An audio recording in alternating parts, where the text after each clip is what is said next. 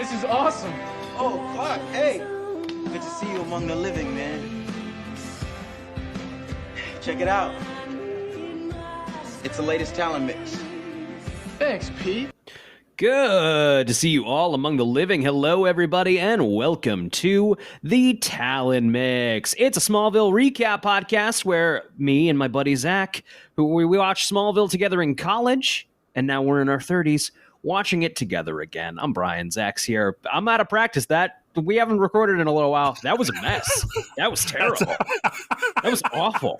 Just no, but it wasn't that bad, but we're just going to keep it because we're just going to keep it. The people need to know. People need to know. That's it. Everybody. I don't even have anything there. I started talking, but I didn't have anything. This is so bad. Maybe we should. This is so bad. This is.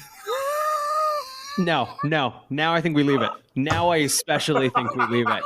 I think it's charming. We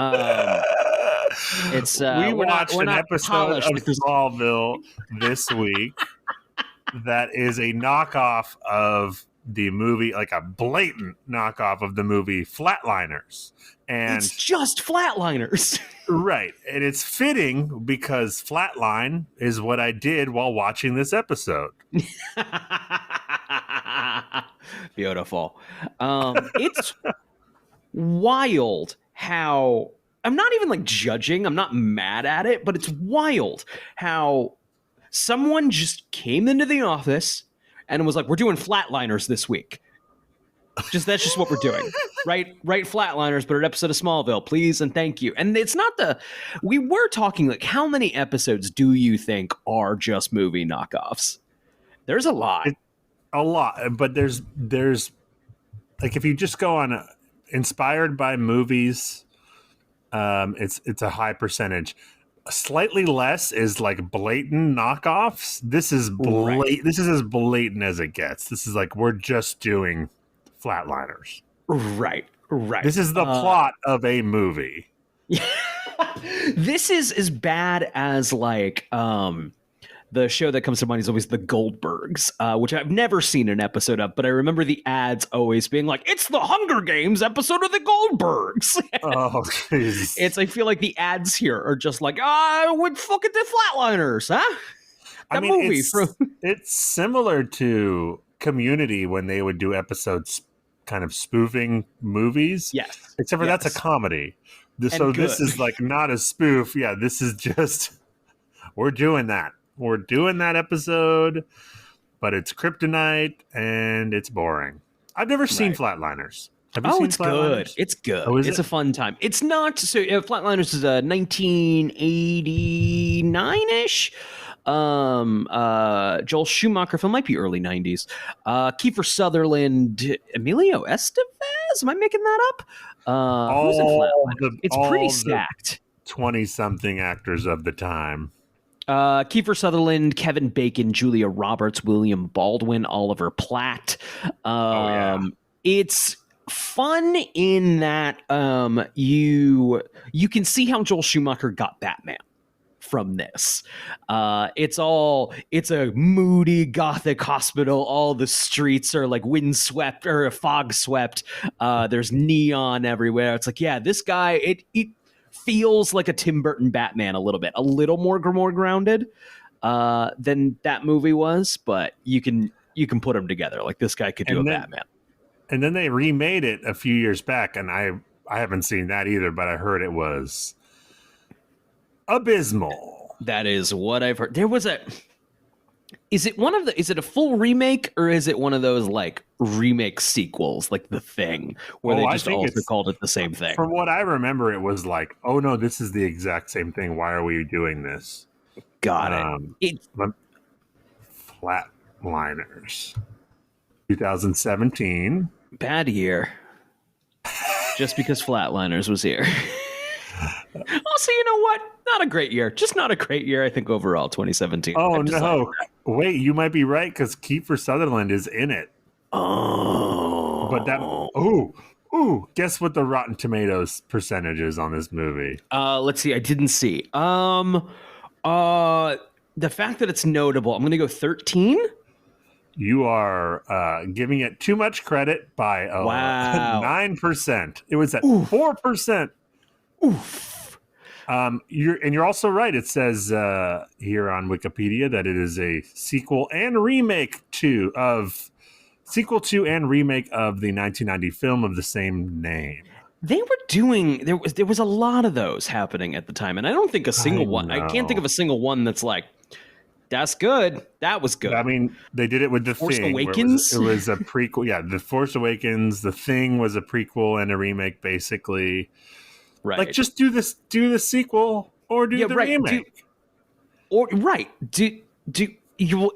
Do you want to trick me? I don't understand what you want from me here. It's like they don't want people to be upset and be like, you're changing it slightly, so they make it a sequel, but they still do the same fucking thing.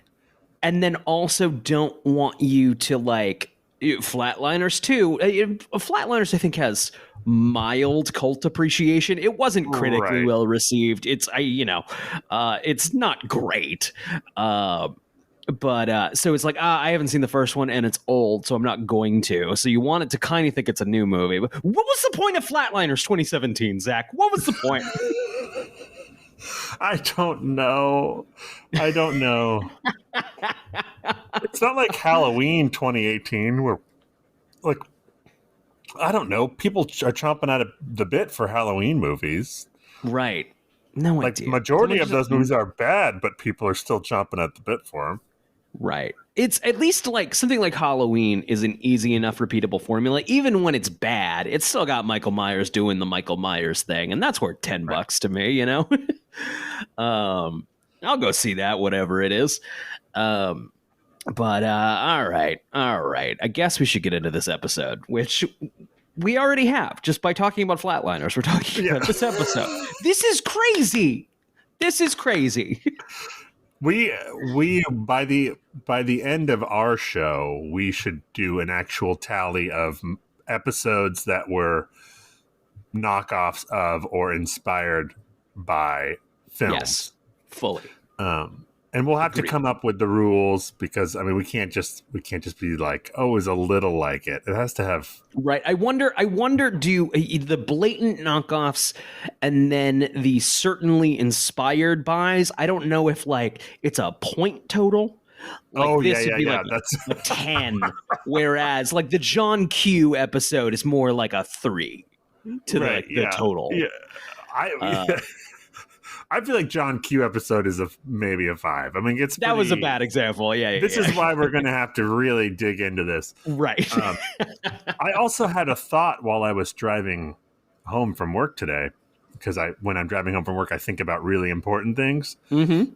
And it hit me. Oh, you know what it was? I was listening on Spotify to Avril Lavigne's "Oh Baby, I'm With You." Oh baby, and I was thinking. I was listening to it and I'm like, I'm sure this was on an episode of Smallville, right? Yeah. It had to have been. Yeah. And so then I thought, oh, wait. The second mixtape, Talon Mix, I believe drops in season 5, which means we have to do our... Oh, wow. We have to look into that without spoiling the answers for Emily will have to do some research for me tomorrow. Yeah. Yeah. And then we'll figure it out. God, now I have I'm With You stuck. I'm with you. Yeah, it's the damn cold night.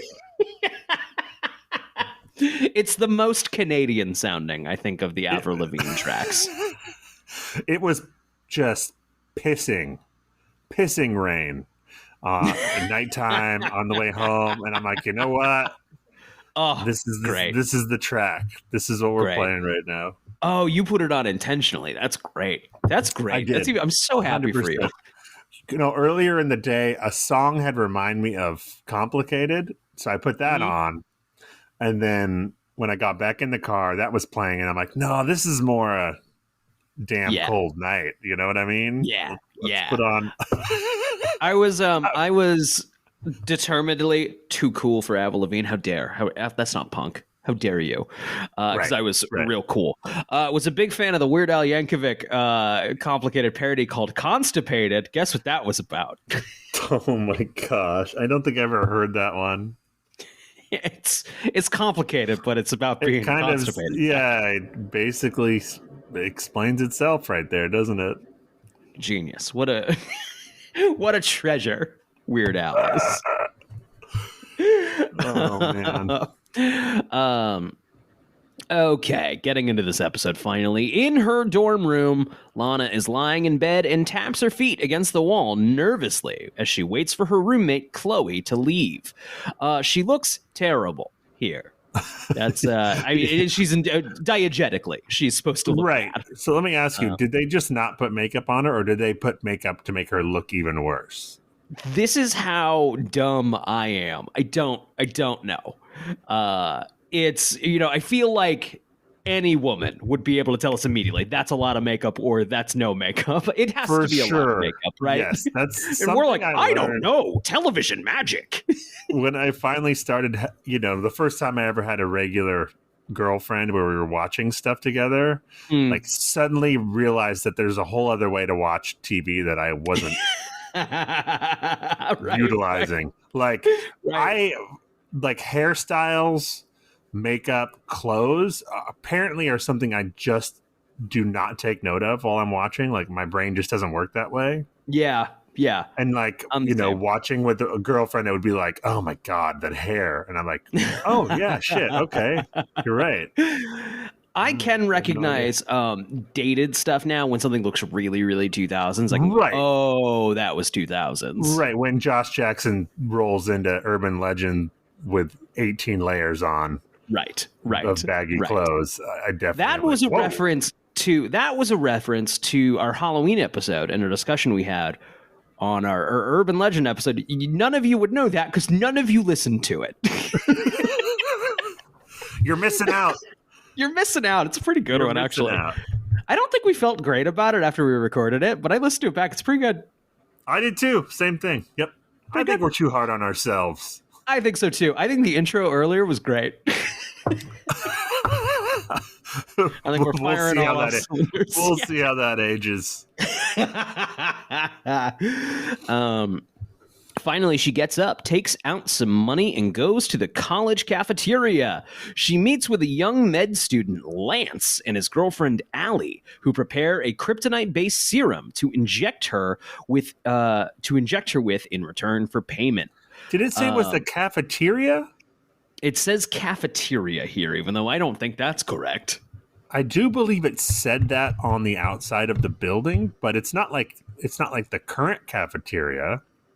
It's like it seems like maybe the old one or something. Like it's an abandoned. Right. Or is it just the cafeteria at night? I feel like know. On a college campus, that's still a hopping place. I don't know. Everyone at Kansas U or at Met U just goes to bed. Right. This is a city call. Like we're in the middle of a city, and there's like an abandoned old cafeteria building. Not sure what's going on here. That's what's Manhattan real estate like? You can just have an abandoned cafeteria building. Like you got to utilize that space. So she hands Lance a wad of money. I was like, this is all of my savings. I'm like, damn, you have that much saved up. Ilana's incredible with money. I don't have that much saved up now. Brian, she worked 5 jobs in high school. While doing track, while being a cheerleader. She's fucking Max Fisher from Rushmore.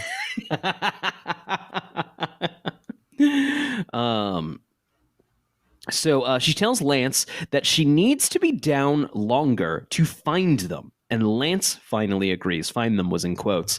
They strap her down to a table and inject her with the serum.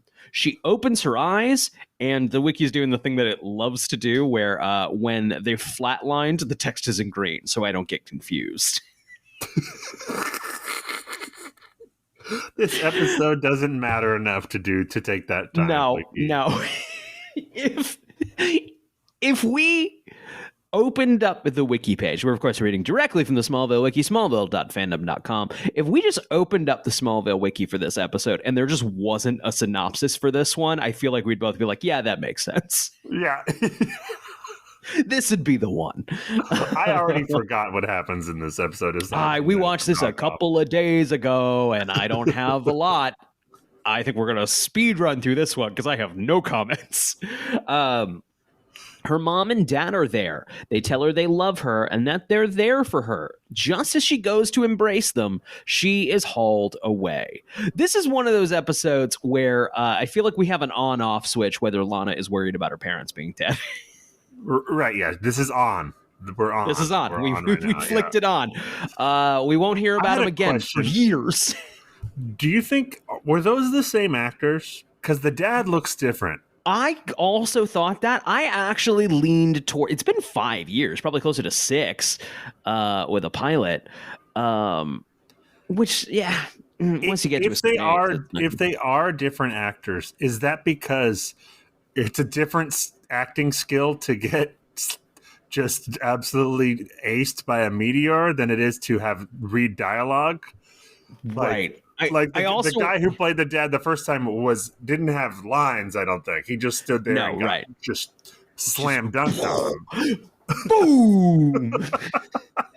And this guy has lines. Right. I mean, equally likely, right? Is like who was the guy who was Lana's parents? I don't fucking know. I don't have a list of who the guy who fucking played Lana's dad. I didn't remember. How do we find that guy? I don't know. We'll find out in the Wikipedia at the end. I'm of the sure episode, they'll tell us. When she wakes up in convulsions, Lance tells her they almost lost her. Allie tells Lana that she's back among the living. Lana says she needs to go back now. Any more comments on this scene? Or are we moving on? Where yeah.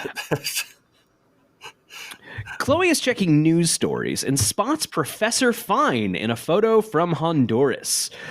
She calls Clark, who instantly arrives, but is hesitant to come in until he knows Lana is out. Chloe makes a comment here, something about Clark not generally respecting her privacy, which, pot, kettle. Is that true? What we're doing now? Yeah. But that said, Chloe and Lana are roommates. Lana and Clark have officially broken up, so Clark's a little awkward now. That's a tough spot to be in if you're Chloe. I mean, have you ever been in a friend group where two of the friends started dating and then they break up, and then you're like, "What do we? What about?" I mean, that's the most unrealistic part of the show Friends, other than the fact that they lived in those apartments. Is like Ross and Rachel broke up, and that friend group, it was a nasty breakup, and that friend group is still stuck together. Right, because we're all series regulars. Yes, exactly. And Friends doesn't do what Smallville does, which is put a series regular just on a completely different storyline for for 2 whole seasons. Ross never. Imagine just. There are episodes where Ross has central storylines, but never is with the other friends because of the breakup. I mean, they did that for about 6 episodes with The Office in season 3, right? Where Jim was in the other office. There. Of course. And then they brought him back together after that. So that was the closest you would ever get to something like that. Right. In a comedy. That reminds me of people have talked. My brother and I have talked about in the past that Stamford arc of The Office. Jim is in Stamford, Connecticut. Remembering that being like an arc of the show. It's like 3 episodes. It's closer to 3 episodes. Yeah, it feels like a lot longer. Yeah, it's when like you're watching it. It's Jim's in Stamford. There's an episode of Jim in Stamford, and then Jim's leaving Stamford. There's a couple. I think he's officially gone for. I think it's like 6 episodes. Got it. It's similarly. I remember just watching for R.I.P. Matthew Perry. By the way, we were. I was going to say we should probably do it. We should probably take a minute on that. Yeah, because you and I are both huge fans of that show. It was very important to us, as it was everyone who was alive at the time. And he was like, he invented sarcasm for our generation. Like, he invented that way of talking, that kind of sarcasm. Like that was him. Yeah. Yes. 100%. His 100%. comic timing and delivery was unmatched, and I still think is for that kind of line reading. It's the titular friends were a little bit like your star sign for a while, right? You weren't a Libra or a Scorpio, you were a Monica, you were a Rachel. And anytime I got Chandler, it was a little like, ooh, look at me. Right, yeah, I'm funny. I aspired so hard when I was whatever, like 10, Right. when that show was in its heyday. I was like aspirational, wanted to be Chandler. Like that was what I was going for. It's just he was very influential, that character. He's so fucking funny on that show. 100%, which is amazing that diegetically within the fiction of Friends, Chandler, the funny one, anytime he makes a joke, his best friends are like, fucking die. Right. Right. We hate you, Chandler. Watch that without the laugh track, and it's just like he says something and then it's just a silence. Very, very sad over that news. But I think I had a larger point about Friends, and then so I remember just catching episodes on in syndication. That's mostly how I watched Friends, was in syndication before that. And I remember there's the bit where Monica and Rachel and Chandler and Joey switch apartments, which I remember being an arc of the show. That's another one that's like 3 episodes max. Right, yeah. There's like an episode where that is the established norm, that they live in the other apartment. So it goes. Great couple episodes. Oh yeah, I love those. That's fun. Okay, so welcome to our Friends podcast. Well, you know what? We're going to have a lot of digressions. It was a 50-50 shot. 50-50 We're going to have a lot of digressions in this episode. Because I don't have anything to talk about the episode. No, otherwise you will flatline listening to this. So Chloe reveals Lana has been out. Okay. Clark is hesitant to come into the room. Chloe's like, Lana's not here. Chloe reveals she's been out regularly with 2 med students, then brings Clark up to speed with her suspicion that Fine is still alive. They're interrupted when Lana and Allie arrive. Clark awkwardly slips out, and Lana tells Chloe that she's fine. Chloe is skeptical. Clark super speeds to Honduras, which is definitely just Stanley fucking Park. Wait, hold on. We got to go back to the Chloe suspects that Fine's alive. It's a strong suspicion because she has a picture from like a newspaper in Honduras on her computer where Fine is like, Marsters is just doing like a Bigfoot where it's like literally just his head peeking out in the background, like right out of a bush. Like the supercomputer T1000 got caught in a photograph. Oh goodness. Yeah. It's the blurriest photo I think like out of your 90s inkjet printer is what this photo looks like. Clark awkwardly slips out, and Lana tells Chloe she's fine. Chloe is skeptical. Clark super speeds to Honduras, Vancouver, and starts asking around. Clark doesn't speak Spanish, but he holds a photo up, just this blurry photo of fucking Spike from Buffy, and clearly like asking, like, have you seen this man? I'm trying to imagine a man who's not speaking my language coming up and just holding a picture up and like, what the fuck do you want me to? What are you asking me? I don't know. This photo's blurry. No, you were. How many people were you going to ask, Clark, before you're going to be like, this is dumb? Did he just go? Did he know exactly which town to go to, or is he just going? Yeah, right. Just he's been to a lot of places before we see him there. Right. We didn't see all the scenes before that. Clark's like, fuck. Oh, fuck. There's a lot of people in Honduras. let's see. He starts asking around and spots a boy with a carved wooden toy, the spaceship that Fine arrived in. Convenient. At the Talon, Martha holds a press conference, and all goes well.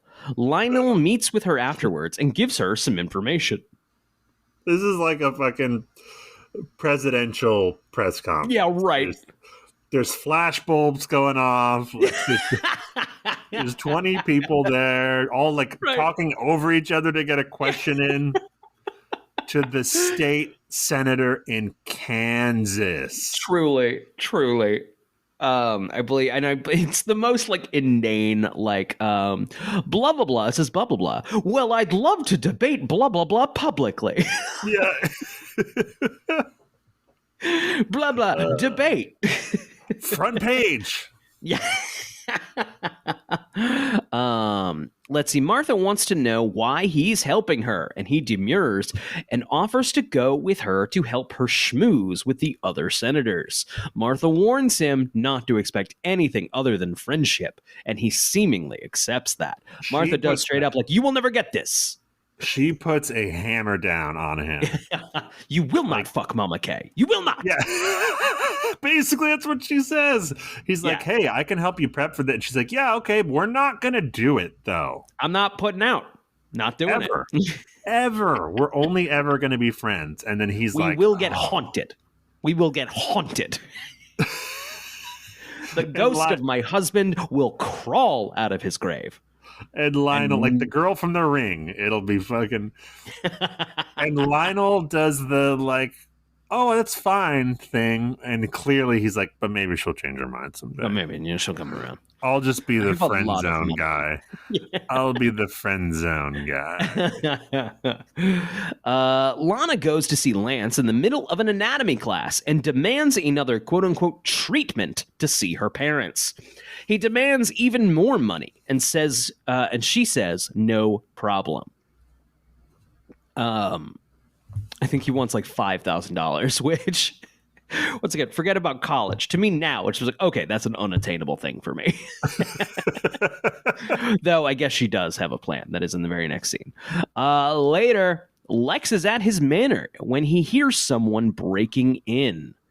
And we have a clip. Oh, and this is where before you play the clip, this is where he hears someone breaking in. He's in the hallway.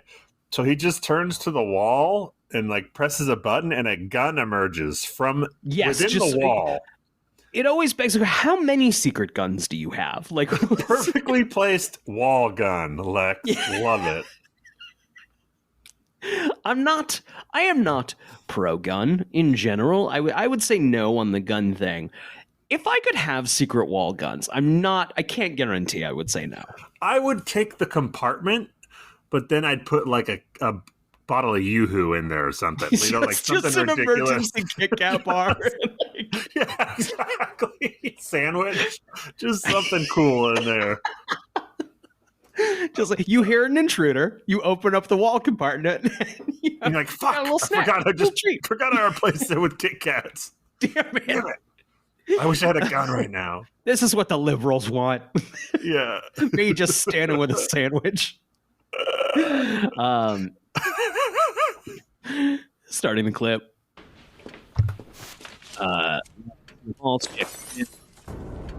doubt Lex looks through his own mail. That's absurd. Yeah. Wall gun. There was no code or anything.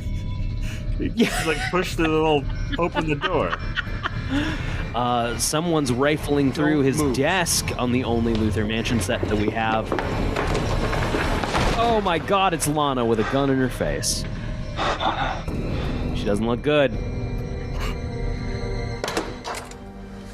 My god, Lana, I had no idea it was you. I could have killed you. If you needed money, all you had to do was ask. What is that picture? Lex, I'm really sorry. Man, that's a phenomenal point. Lex does seem to just have a picture of a creepy little girl. I've never noticed that picture before. Has that picture always been there? This is a standing set. fuck this scene. You're I acting don't. like a junkie I trying don't. to This find was an the only extra. clip that was He available. got rid of the giant picture of Clark and he replaced it with the There's this creepy guy. little girl picture. Lex's taste in art is very created these concerning to me. chemicals. So it is drugs. No, I mean, it's not. Lana, it is. I mean, okay, it's not what you think, but it is. It is drugs, They Lana. kill you, It is and absolutely. then they bring you back. Lex, I died.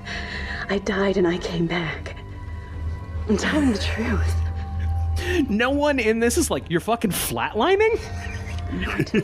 He's like, Lana, you're flatlining? Lana, I'm not an idiot. You're just telling me the plot of the movie Flatliners. And it was beautiful. What's really going on? Yeah.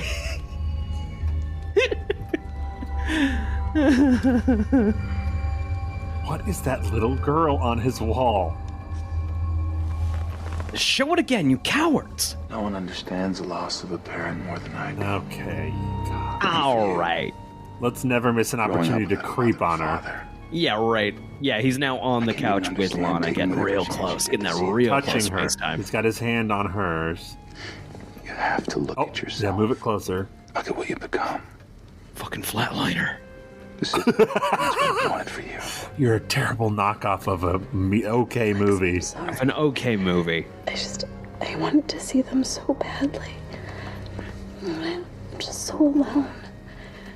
It's okay. This is a dark thing because I'm not speaking from experience here. Lana's very, very young. And I'm not Yes. saying losing your parents at that age wouldn't be very formative, but like, how many memories do you really have here? Right. Right. How old was she? Supposed to be like 4 or something? 3 or 4? She's in a fairy princess costume, so like, Right, yeah. age for that to be age appropriate. You know what I mean? And I'm talking out my butt. And like, of course, that would be formative. Losing your parents. No, that for young. sure. But I get what you're saying. It's like you were raised by Aunt Nell, right? Right. Who has never been mentioned again. I don't. Right. Yeah.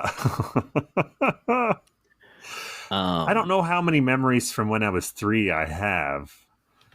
Yeah, I probably so had little. more when I was 18, but still.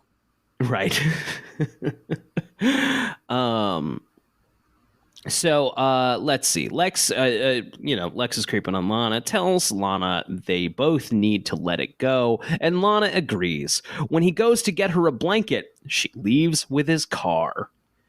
That's This more is than not a good $5,000. thing to steal. Right. That's No. a lot of money, and it's not the move. It's not. They'll find Lex's car. Right. Yeah, exactly. They'll find his car. You got to take something else. Take his wall gun. Right. Take the picture of the little girl. That's probably worth $5,000. It's got to be worth something. If you sell a car, that his Porsche or whatever, that's hundreds of thousands of dollars. That's It's gonna take some time. That's gonna draw some attention too. Right. Bad plan. She literally is Bad just plan. like, here's his car keys to the guy. Right? Right. Doesn't she pay with the car later? Right. And here's He's anyway. like, Here's the let me crime. go. He's like, let me go make change for this. Go to the Yeah. ATM. Anyway, you're complicit in crime now. Kill me, please. Clark goes into the jungle with the boy, who leads him to a large black charred mark where the spaceship was. Lex calls Chloe and wants to know where Lana is, and as she prepares to leave, she finds some books on near-death experiences and a piece of paper. She goes to the address and finds Lance's friend Allie, who is in bad shape and clearly into the near-death experience. Chloe threatens to go to the college authorities, but Allie starts gasping for breath and says, near-death experience. It's a compound. Meteor rock. She starts to cough up blood. She tells Chloe she doesn't want to die, but dies anyway. Great. Despite what she requested just seconds prior. Oh, fate is a cruel mistress, Zach. I'm pretty sure it's that scene, or it might have been with Lex, but someone says that Lana isn't acting like herself. That I believe that's later. No, there's two. Oh, there's two. Wow. There's two, yeah. 1,000,000%. Wow. Yeah. Lana visits Lance, who is getting rid of the evidence since he heard that Allie is dead. He has the remainder of the drug, and Lana demands another injection and gives Lex's Porsche's payment. Lex arrives, and he and Lance get into a fight, while Lana grabs a vial of the drug and runs. Lex goes after her, but Lance stabs him in the back with a syringe and injects the drug. Lex collapses, and Lance flees. Green text time. Lex rolls over at the manor in front of the fireplace and hears his mother Lillian playing the piano. This is like the third woman, I think, to play Lillian. I don't think. When he walks over to the piano, she fumbles over the piece she's playing. Lex states he must be dreaming, but she points out how he was dying the last time they met. She's upset that he ignored her advice back then. Either it's a very consistent near-death hallucination, or Lillian was very literally visiting Lex during the Christmas Lexmas episode. Yes, exactly. Yeah. So I was going to say this proves that either he's having consistent hallucinations, or last time when he had a near-death experience, he was actually communicating with his dead mom in the afterlife. I think it's still fine. Lex certainly believes he was very much communicating with his dead mom. Yes, exactly. Yeah, totally. He argues that it wasn't a choice because of what happened. She asks him if he thinks the path he's chosen isn't going to hurt, then harshly tells him it will be more than he can even imagine. However, he's not the only one who will suffer now. She asks him to stay and avoid killing so many. That's kind of fun and fucked up. Oh, I think that scene is really good. I love his mom is like, "Hey, stay here with me because you're going to be a real piece of shit." Yeah. And then he's yanked back. That's dark. I like it. Yeah. Chloe is there and gave him the second injection to revive him. However, he has no idea where Lana is. Chloe could have saved a lot of lives if she just let that motherfucker die. Yeah, right. If she didn't bring Lex back. Would have really saved the world from a lot of evil plans involving like moon real estate. A lot of land grabs. So there is a great moment where Kristen Crook's Canadian accent comes out really bad when she says she borrowed Lex's Porsche. I borrowed it. Kristen. Don't let people know you're from Canada. That's put a lot of work into people not knowing that. Yeah. Sorry about that. Clark arrives and Chloe brings him up to speed, pointing out that Lana was seeking love from the only two people who would do so unconditionally, her parents. Chloe uses the computer to track Lana's ID card and where she is breaking into the campus infirmary. She gets a syringe and prepares to inject herself when Lance arrives and tosses her into a cart of glassware. He prepares to inject her and finish her off, but Clark knocks him away. She begs him for an injection, and Lance gets close enough with the green K syringe to inject a weakened Clark. Clark collapses, and Clark just dies here if he gets a fucking kryptonite injection. Are you kidding me? He's done. He also gets the flatline? He does flatline. He's just, I guess he does die, but So Clark collapses and Lance prepares. I don't think there's coming back from this. I don't think it flatlines you. I think it ends it. If I get a peanut butter injection, I'm fucked. They have a real good explanation for it afterwards, Brian. Of course. Clark collapses and Lance prepares to take an electric bone saw to Lana. She grabs a beaker. That would be the most difficult thing to clean up after. You're not at home. Yeah, right. You're in the cafeteria or whatever the fuck it is. Just don't come in. Sorry, Yeah, don't come in. Nothing weird. I'm Nothing working weird. on something. Yeah. I'm masturbating. Don't come in. I have IBS. Clark's like, nice try. Yeah. Walk me through your plan here, pal. Let's see. She grabs a beaker and smashes it into his face. He drops the saw and then falls on it. Oof. It's one of the funniest deaths in the show. I wish we had it. He just falls on a saw. It's like mostly his doing. There you go. Can't wait to see that in the In Memoriam this year. Lana goes to Clark, who is back in the Kent barn uninjured. We're in green text now. He opens the door to a bright light, and in steps Jonathan Kent. Jonathan tells him for a full season. You got it for the full. Do you think in the writers' room they're sitting there like, fuck, we're still paying John Schneider. We're still paying him. So we got to use him. What about a fucking Flatliners thing? Did they reverse backwards? Yeah, they're like, we need Flatlines, and we see him there. We need Johnny K to appear to Clark and tell him that Lionel knows his secret. How do we make that happen? Right. Flatliners. Right. There you go. If I were in charge of Smallville at the time, hear me out. We've paid John Schneider, so we have him. We have him for the season. Even after he's died. Put him in the background of the Talon. Just one time. Just one time. Just like peek his head up from behind a chair. Discreet enough.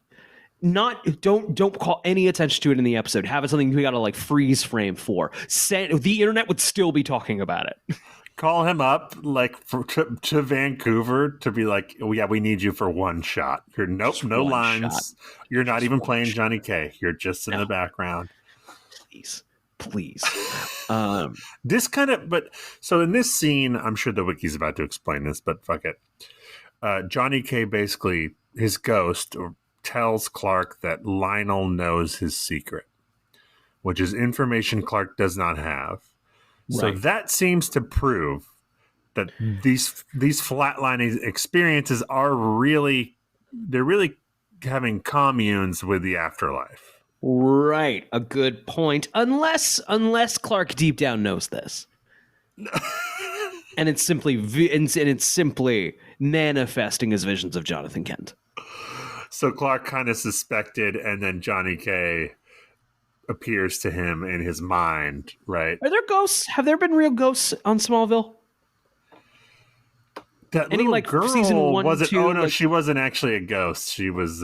She had powers. Yeah, I don't think ghosts have shown up yet. Huh? What do you know? Okay. Let's Jonathan Kent. Jonathan tells him he must go back, and Clark tells him he's sorry. He knows Jonathan only died because Jor-El brought him back to life. Jonathan assumes he's not to blame, and he's proud of protecting Clark from Lionel Luthor. Jonathan reveals Lionel knows everything, and that Clark must go back to keep his mother and the whole world safe. Jonathan tells him to go and find his destiny to help others, then shoves him back to where Clark wakes up with Lana over him. Is this the last Johnny K appearance for the season? This would be the one, right? No, I think he appears in the finale and tells Clark at the beginning of the finale and tells Clark to kill Lionel, but then we find out it's Professor Fine, if I remember correctly. Got it. Clark returns home and calls for Martha. She comes down the stairs in a bright red dress, ready to leave for dinner. She is dressed like she's gonna fuck Lionel Luthor. Right. And Clark's like, we're only going to be friends, but come pick me up and I'll be wearing some real sexy shit. Yep. She senses something is wrong with Clark. He tries to explain and tell her what he just went through, but is interrupted by a knock. It's Lionel, with whom Martha will go out with, leaving Clark more worried. Martha tells him goodnight, and she and Lionel leave. Johnny Glover kills it with only a couple lines. Fucking good. He comes in and he's like, you look amazing, doesn't she, Clark? And then she's like, good night, Clark. We'll talk. Yeah, we'll talk tomorrow. I'm gonna fuck your mom, Clark. And she leaves, and Lionel holds the door open for her, and then he pauses and looks at Clark and goes, good night. And then takes a 3-second pause and he goes, Clark. Good night, Clark. Amazing. Oh, it's so good. It's so good. Okay, so we have to talk about how Clark survived the kryptonite injection. Right. It is explained in a scene with Chloe that I'm sure we're about to go over. In one line of dialogue just tossed off at the beginning of the scene. Dying must neutralize the kryptonite in your system. What? What? The fuck does that mean, Chloe? The fuck does that mean? Brian, if you get injected with peanut butter and die, then your body will not be allergic to peanut butter anymore right after you die. The peanut butter will disappear. I think so, yeah. I think this is sound, and I think the only way to prove it is I have to inject myself with peanut butter now. If you died, my final word, Smallville made me do this.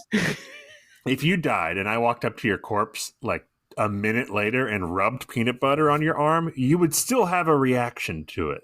Right. But no, not according to this episode of Smallville, Zach, which is where I get all of my medical information. That is so stupid. You should have just said nothing. I probably wouldn't have thought about it if you just said nothing. Exactly. It's essentially the writers like looking into the camera and going, fuck off. What do you want me to say, Lex? Yeah, just fuck off. It's late. Well, y'all got to get home in time for 24. Nah, 2006, 24 is already on the way out, I think. It's waning. Yeah. Okay, at the Daily Planet, Clark reveals... 2007 is where I think it gets really bad. But at the Daily Planet, Clark reveals to Chloe that he didn't find anything on Fine, but he saw Jonathan, who warned him about Lionel's knowledge of his secret. Chloe reveals that Lionel was her source on the Honduras photos, and Clark wonders if he's playing them all. Lex is playing the same song that had been playing on the piano when Lana arrives to apologize, which Lex accepts. He reveals to her that he saw his mother, but lies about what she said. He said she was very proud of the man he was becoming. Lana replies that she should be. Later, Lana is at her dorm room going through her family photos when Clark arrives, and she gives him an explanation of sorts about how she's always felt alone, but now she won't allow herself to be so dependent. They part on good terms, and Clark assures her he just wants her to be happy. She replies that she will be. I thought that was a really good scene, actually. I thought that was a good scene between them. Good performances. And that's where he says that you weren't yourself, which is the second one of the episode. Right. Yeah, there's good stuff in this episode. It's there's bad. No, it's not. It's the Flatliners thing is just kind of gone. Right. But we get a few good scenes in there. Yeah. Let's see. There's no music in this episode aside from that piano piece, which is always a shame. Always points off. No Lois this episode. Let's see here. Clark's phone number is listed as 555-0128. Neato burrito. Let's see. Allie has an Ankh on her door. The Ankh was an Egyptian hieroglyphic character that reads eternal life. Let's see here. Okay, under trivia, I have here that, yes, those were Lana Lang's same parents from the pilot. Wow, all right. They came back. Excellent. Let's see. Michaela Mann also plays Lisa Mason in Season 4's Forever. I'm not sure who that is. You know what I love about our show? Is we could have Googled that before we did the episode and be like, were those the same parents? We wait until the end and find out with the audience. Yes. We ask the questions and then we maybe find the answer if we remember later. If the wiki tells us. Could have just read this wiki ahead of time. Could have done it. No. Absolutely not. Let's see here.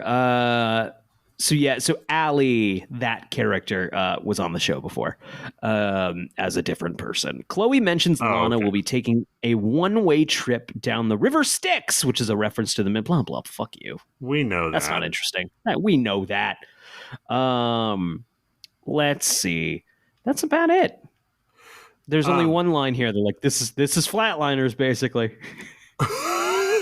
They also try to say that this is similar to a thing that happens in the comic books. Fuck you, it's Flatliners. No, it's Jesus H. So I did want to say this is not related to this episode, but it is related to Smallville. I've been listening to here and there to episodes of Talkville, which listeners of our show might have heard of. It's the second best Smallville podcast. So I listened to the episode. They recently did the episode where Alicia makes her first appearance. Oh, wow. And they spent almost the whole time talking about how they both had crushes on her and how great the chemistry was. Then I was listening to a more recent episode wherein they talked about how lackluster the new Indiana Jones movie was. Then Tom Welling started talking about how terrible The Fog is. They're just taking our material. Are you just scooping her shit? Do you want to fucking fight? Do you think this is fucking okay? Now, sure, one might say there's not that much to talk about on our Smallville podcast. There's going to be some crossover. But I got to say, you're on thin fucking ice, gentlemen. Yeah. You know what? Stay away from Dial of Destiny, okay? That's our territory. That's our shit. That's our shit. If you're going to come for the throne, you got to go... They had to have stolen it from us because it's inconceivable that two 20-something men would have also been attracted to the beautiful actress who played Alicia on the show. No, that's our territory. We got it. And it was great that Tom Welling was like, I did this movie called The Fog. Don't watch it. It's terrible. Like, do not. Like, a little late on that one, Tommy boy. Little late, Tom. Little late, Come Tom. on. Can we get... How do we get Tom to only come talk about The Fog with us? But I'm not rewatching it, Brian, even if he comes on the show. I will never watch that movie ever again in my life. Ever again in my life. You know what we should do? Because the first one we did is a fucking mess because I was wasted. We should one Halloween do The Fog again, but not rewatch it. Just talk about it without rewatching it. Oh my gosh. I would to rewatch that movie, I would have to be like the guy from Clockwork Orange, like in a chair with my eyes taped open. I did want to say there was a funny thing that they talked about on Talkville recently where Michael Rosenbaum was like, every episode he tells people to call in to their hotline and ask questions, but he always is also like, make sure they're short, just a few seconds. And this week, this last one, he was like, the longest one we got was like a minute. It was ridiculous. He's talking about us, Brian. Oh, yeah. He has to be talking about us. Oh, yeah. I think it was longer than a minute, by the way. That's the thing. That's short. I mean, that was horseshit. It was mostly what we did. That was some horseshit tomfoolery. It was mostly your brother talking about fucking draft day. That was Brian got excited by the phone call technology he was able to do via his recorder, and like we're gonna fuck around with that. I do think I can call in with a question soon about the giant picture because they're coming up on the giant picture episode. How should I phrase the question? Like, hey, can you just give me like 10 minutes on this picture? Can you hey, where did talk? Hi, first time, long time. Yeah. What the hell? I want to talk about the giant picture. Where do you think he got the giant picture? What does he do with the giant picture? Did someone help him set that room up? Yeah. Who framed the giant picture? Did he have to get a contractor to install the giant picture? I think that's great. Yeah, I'm doing it. I'll do that. Great. Great. Wonderful. I think it should just be a list of questions. I have a couple of questions in regards to the giant picture, and then just a short, brief. Do it. Make it like I'll rattle it off really quick. 15 well-rehearsed seconds, I think. Because get this on the show. Get it on the show. It has to. It has to be. I think if we ever do clip shows of this, we should do a clip show of just us talking about the giant picture, because we've done it a lot on our show. I still have so much to say. Oh man, thank you for listening to the Talon Mix, everybody. We appreciate you. No, we missed one last week. Sorry about that. Shrug, it happens. Let's see here. We if you check out our the description of this episode, there's a link. We have a Patreon. Just if you happen to be like, how can I support these boys making good Smallville content with my money dollars? That's a place you could do that if you were so inclined. We have some bonus stuff. We're a little behind on bonus stuff. We'll get something up soon. Also, we appreciate reviews and star ratings and just maybe saying something nice about it on the internet. That's gonna wrap it up for us. Zach, do you have a question for the Smallville gods? Oh gosh, I didn't come up with one. I forgot that I do this every single fucking episode. Is my question gonna get on Talkville? It has to. Good night, everybody.